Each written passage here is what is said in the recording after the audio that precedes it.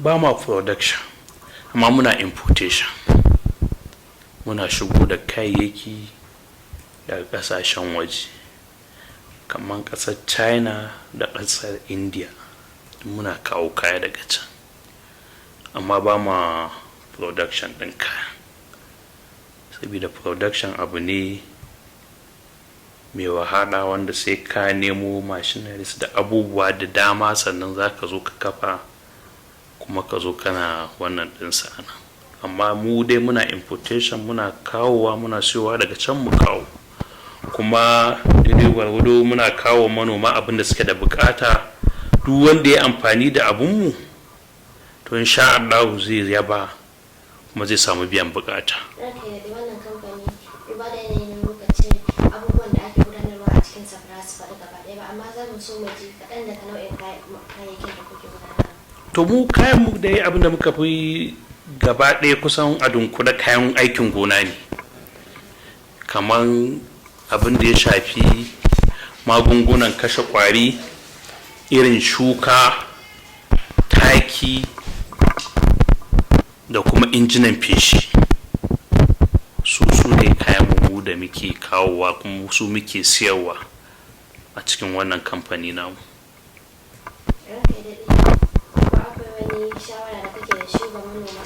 To shawara ta ga manoma bai wuce bana ana kawo wani yanayi kuma wanda dama ba za ka iya cewa in kana cikin jin daɗi ko da yaushe zai zama shine abin da kake yake a cikin wannan ɗinka. Dole akwai jarabtawa wadda Allah zai wa ɗan adam yake wa bawansa.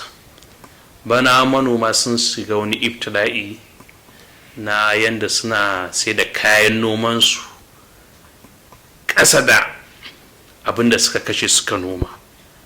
To amma duk wannan ba wani abu ba ne. A baya an ji daɗi, kuma dama ba za ka ce ko da yaushe sai ka ji daɗi a rayuwa ba. Saboda haka wannan abu kai ya kashe wa manoma gwiwa.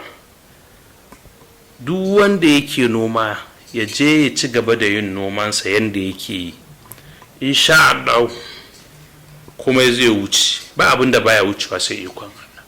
Wannan abu ne mai sauƙi, saboda in ka duba manomi ya zo ya sai taki da tsada, ya sai iri mai tsada, ya sai maganin gona mai tsada, maganin feshi kenan, kuma ya zo kayansa baya iya sai mai buhun taki guda ɗaya, yana sai da buhun ƙasa da sai ya sai da guda biyu zai iya siyan buhun taki.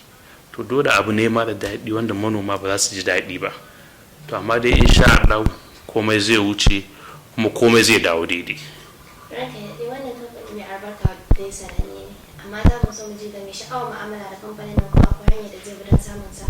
Akwai hanya. Akwai nambobin wayanmu, akwai website ɗinmu, akwai abubuwa da dama, kuma da address ɗinmu. Muna da branches da yawa. Sannan kuma duk wanda ka shigo cikin kasuwar Sabon Gari, inda yana sai da magani, ka ce kana neman shehu tsaure agrochemical, ba wanda ba zai kawo ka wajenmu ba. Kuma muna da tabbacin duk abin da ka zo ka siya a wajenmu, insha Allah yanda yake haka za mu baka, kuma zai biya ma bukatar ka daidai abin da kake da bukata. Ta fannin maganin amfani magani, ko akwai abin da kuke cewa da wanda kuka sayar, ko kuma kowane irin magani ake so an zo na kamfani da asa? In dai magani ne wanda manomi yake nema zai mai amfani kuma mai kyau, to insha Allah in yazo ba wanda ba ma siyarwa. Iya Najeriya kuke dilin da kwastomomi ko jihar Kano? Muna da kwastomomi a Kamaru, akwai Chad, akwai Niger, akwai Mali, duk kusan wannan West African countries din nan ba inda ba mu da kwastomomi.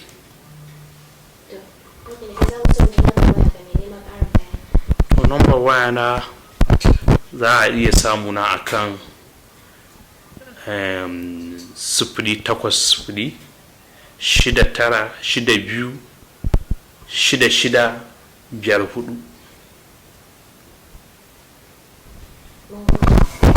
Masu kula da saurare, bayan mun karrama Alhj Saminu Shehu Tsaure da award din girmamawa sannan kuma mun yi interview da shi, anan dai muka kawo ƙarshen tattaunawa mu. Ranka ya daɗe, mun gode.